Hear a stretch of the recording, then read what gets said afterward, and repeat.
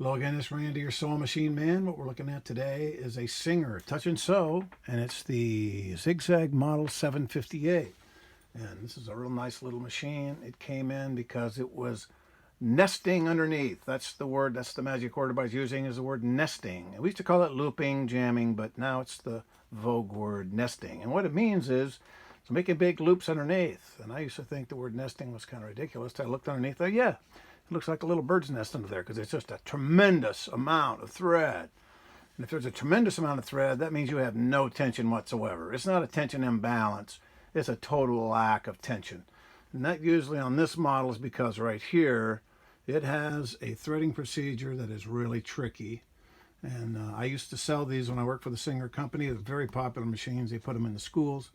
But this little guy here, I could sell it on a Monday and he'd come back on Tuesday, and the lady was waiting for me when I opened the store, and she was not happy because it was making huge loops underneath. Back then they didn't know the word nesting, so this is looping underneath, so I would rethread it for her. And then Singer started to put in the books and the manuals, in the owner's manual, they would put a little red warning about this big. It was a big piece of cardboard. Warning.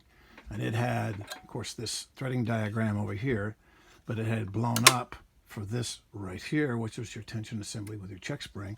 And what they did was illustrate the fact that when you're threading this machine, what has to happen is step one, always with any machine, is raise the presser foot up. That separates these discs up here so you can get your thread in. But on the Singer book, it illustrated by taking the threads like this and almost doing like a flossing maneuver, listening for 2 clicks. Listen. Click, click.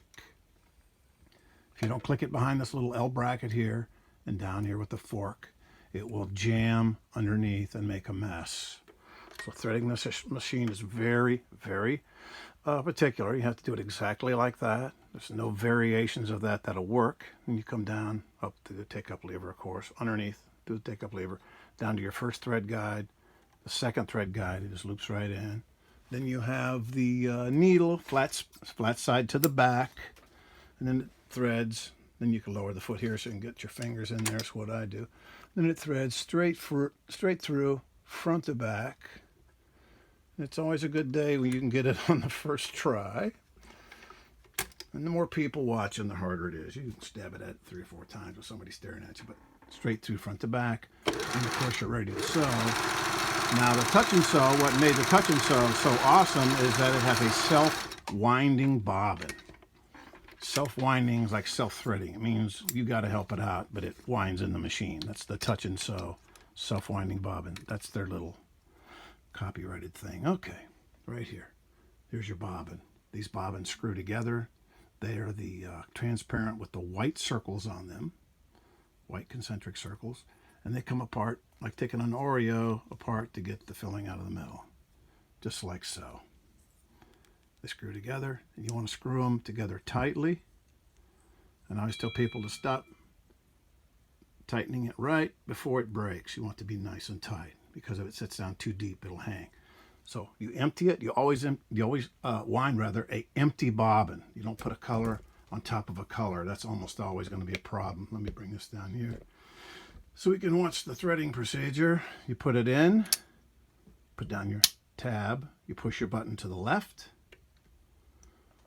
take your thread that's through the needle, threaded with the presser foot up. You bring the thread underneath the back and you wrap it around the screw that holds your presser foot on. You wrap it 1, 2, 3 times. And then with the machine on, straight stitch, presser foot up, you just run it. Of course, it'll cut that thread off on the side. And then you wind it out. I always tell people to not take it past that second and third, between the second and third concentric circle. If you get too much on there, it'll distort the bobbin and make it kind of bow up there, especially with synthetic thread. Take it up right about there.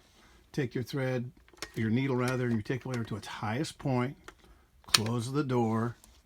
Then I like to sweep that thread to the rear. Then you put your fabric in, you lower it down, and you sew. That's pretty cool. So the bobbin, if it runs out, you just go ahead and thread it right across in the machine. You don't have to worry about taking it out. That's what made the touch and sew so famous. Now, Everybody in my family has a touch and sew. There's a little older than this, back when they had the steel gears, the 600 series. Now, after the 600 series stopped making the steel gears, they started having a lot of issues. And this one, we put new gears in it. They come in with these hard rubber gears, but after a while, they start getting a little gooey, a little gummy. And you can replace those. It's no big deal. You can't. I wouldn't recommend that you try it. I have people that try it all the time, and they're big brain rocket scientists, and they get them in there and get them real close, but usually they call me and I have to do a finish up with the timing and stuff like that. It's very, very complicated. And there's some real brilliant people here in the Dallas-Fort Worth area. You know, they put people on the moon and stuff, so they're not dummies, but it's very, very complicated. So here's the new gears under here. They're the white nylon, and they're very hard, and they'll last for quite a long time. Now on these, I don't recommend anybody replace the gears if they have a problematic timing belt. This timing belt is in real nice shape. Someone's kept this machine in a real nice climate control situation, and they didn't oil the belt. Sometimes people will oil the belt for what reason, I don't know, but you don't oil the belt. That'll dissolve that rubber. So you keep the belt dry, you make sure there's no cracks in it.